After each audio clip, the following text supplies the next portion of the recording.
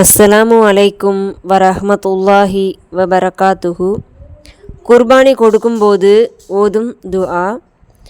குர்பானி கொடுக்கும் சமயம் உயிர் பிராணியை கிப்லாவின் பக்கமாக திருப்பி வைத்து கீழ்கண்ட துஆவை ஓதவும்.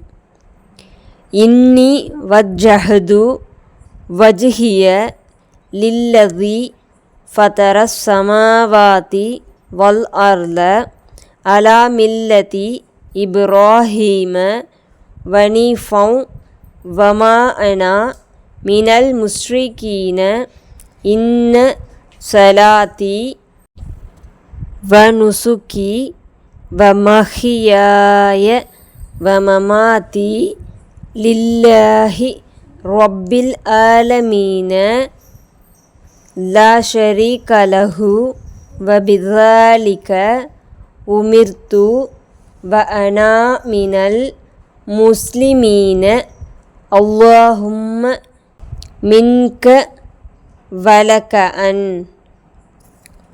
பொருள்: நேர்வழியைச் சார்ந்த இப்ராஹீம் அலைஹிவஸல்லம் அவர்களின் மார்க்கத்தின் பிரகாரம் வானங்களையும் பூமியையும் திருஷ்டித்தோனாகிய ஒருவனுக்கே முற்றிலும் வழிபட்டு அவனையே நேராக நோக்குகிறேன். நான் அவனுக்காக வணக்கமும் தியாகமும் வாழ்வும் மரணமும் உலகத்தார் யாவரையும் படைத்து போஷித்து பரிபக்குவப்படுத்துவானாகிய அல்லாஹ்விற்கே உரியன. அவனுக்கு இணையாக யாதொன்றும் இல்லை.